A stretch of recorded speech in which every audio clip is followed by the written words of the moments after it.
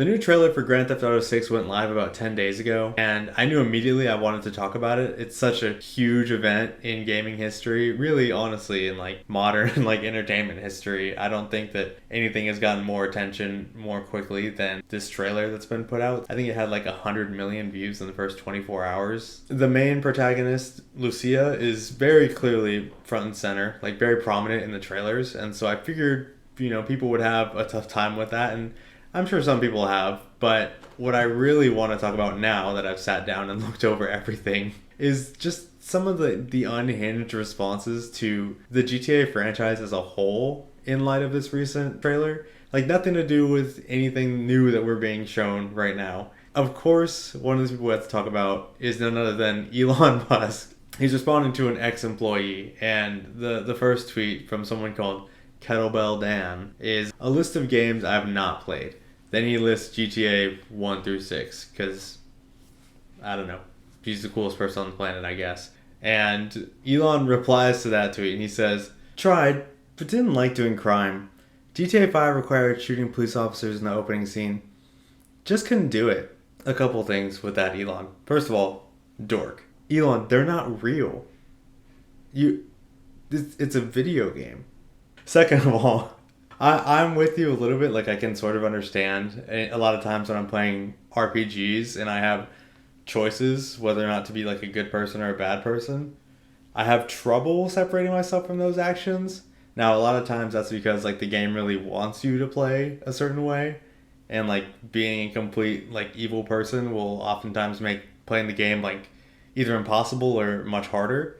So there's already an incentive to sort of just be nice, be kind, be how you would be in the real world. But also, like, it is just like a tough thing to be ruthless and cruel whenever you're not like that. But at the same time, when I was playing Fallout 3 a lot, I would do all those things where I would struggle to be like a rude person on purpose in those games. But at the same time, every night when I was done playing, I would go to Megaton, which is a town that these people built around a nuclear bomb that hadn't gone off yet. I would save my game, set off the atomic bomb in the middle of the town, and then try and survive for as long as I could while killing all these people in the town. And then I would like turn it off and be done with it. Just because sometimes it was fun to just blow stuff up and use your ammo you've been saving, knowing that you're just going to go back to your save before you blow everything up. That's how I ended most playthroughs, just because it's fun to see what happens if I just blow up a bunch of people at one time. Like, what will the game let me get away with? And third thing, it's so funny to watch Elon try and pretend like he's Batman when he's so obviously the Joker. Blackmail me with advertising? Blackmail me with money? Go f*** yourself. But go f*** yourself. Is that clear? I hope it is. Get what you f***ing deserve! And he could be joking, but this is like exactly the type of cornball stuff that he says all the time. But Elon Musk isn't the only one who's speaking out about this GTA 6 trailer in a way that I would have expected. Andrew Tate and his brother Tristan, who I didn't know existed until now, they were talking about it on their podcast that they've cleverly named Tate Speech, which, you make a podcast about the things you like, the things you're passionate about. Hate speech, Tate Speech. I mean, it's right there, staring you right in the face. So props to them for the name there. I think it's pretty appropriate. So this podcast is kind of all over the place. A lot of it seems to be Tristan trying to like get takes off about just whatever comes to his mind and speak at length about them. But I think Andrew might have lost his mind a little bit, like more than normal, because he is just like making faces into the camera and like screaming and laughing and yelling and not listening at all to what Tristan has to say.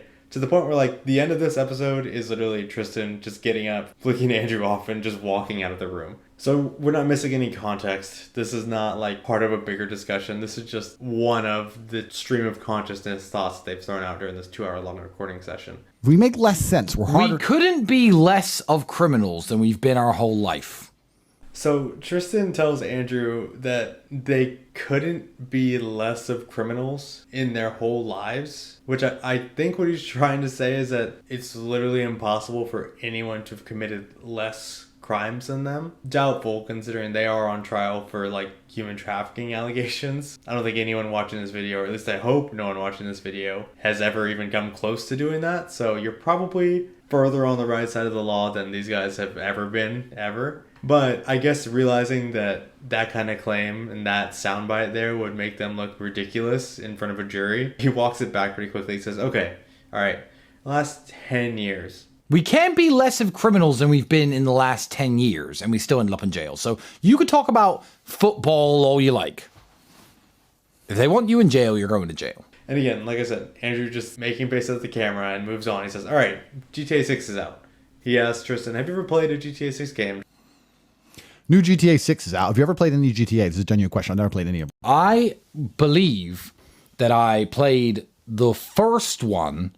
That's like a top-down, bird's-eye view kind of 2D game without any real graphic violence back when I was maybe 10 or 11 or 12, whenever it came out. I do recall that.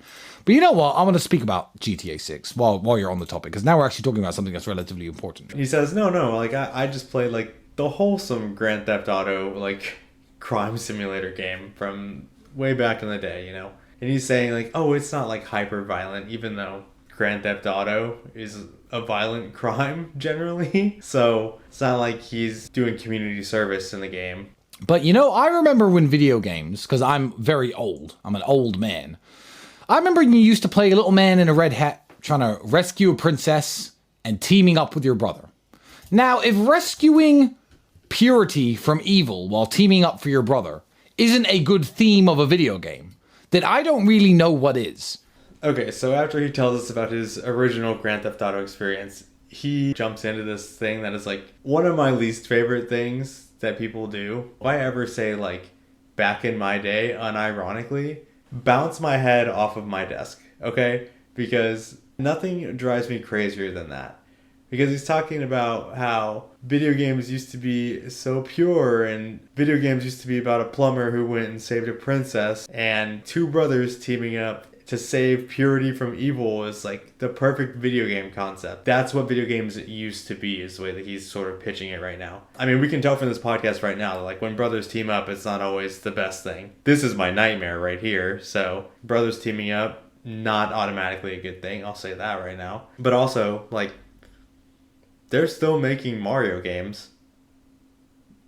Like, all the time. You can play those if you'd like to, you know? But also, like, the first Super Mario Brothers game came out in 1985.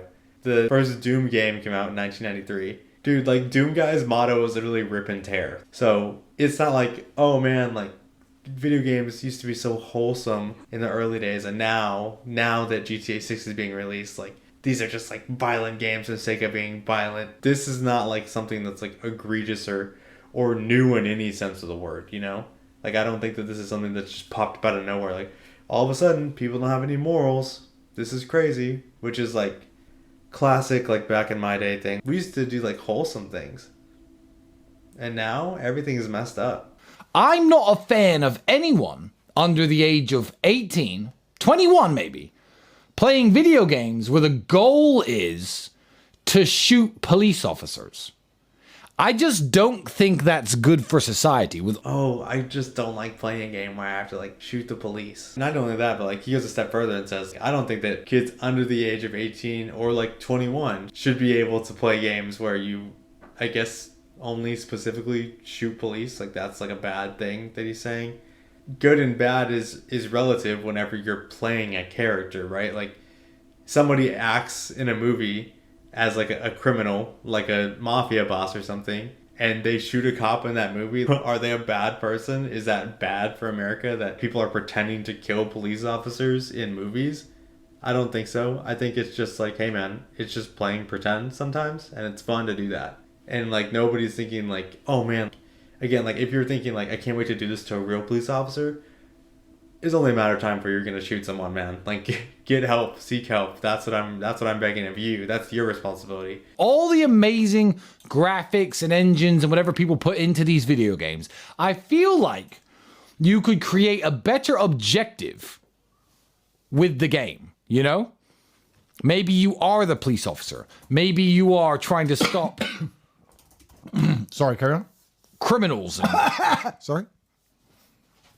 Okay. No, sorry, carry on. I just had a cough. I'm not talking to you. No, just carry on. No, I'm not. Why? Done. No, I'm done. Why? I'm done with this.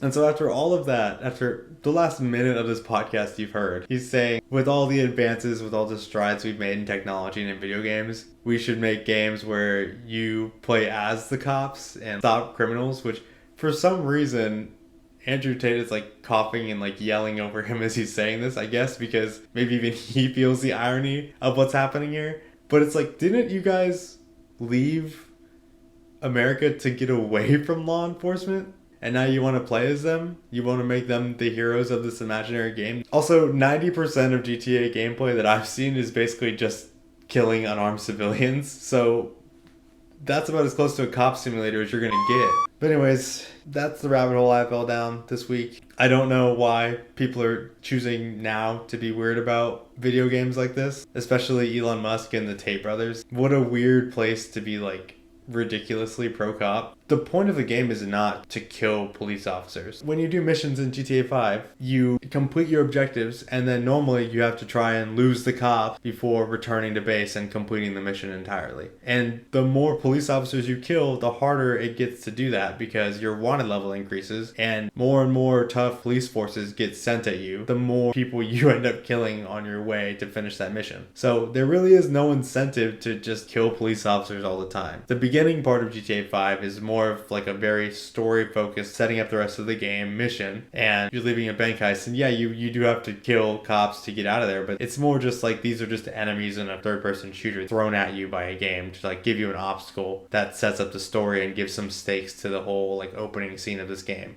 Elon's a dork and the Tate brothers are weird, so what did you expect? But anyways, my name has been Aaron Trevino. Thank you so much for watching. If you're new here and you liked what you saw, go ahead, like, subscribe, comment, turn on notifications. You can follow me on Instagram at Aaron C. Trevino. Our goal for this year is to hit 50 subscribers by the end of the year. So if you really like what you saw today, please go ahead and subscribe. I'll give you guys the good guy and the bad guy of the week before we get out of here. Good guy of the week is Lucia, and the bad guy of the week is the Tate Speech podcast. Yeah, I don't know what's going on there. The Tate brothers are freaks. I don't know how they're still like posting to the internet. I don't know what's going on. Hope that's the last I have to see them, because again, didn't really choose to do that today, but that's just kind of where the rabbit hole took me. So anyways, thank you guys so much for watching. Hopefully I'll see you next week, but until then, see ya.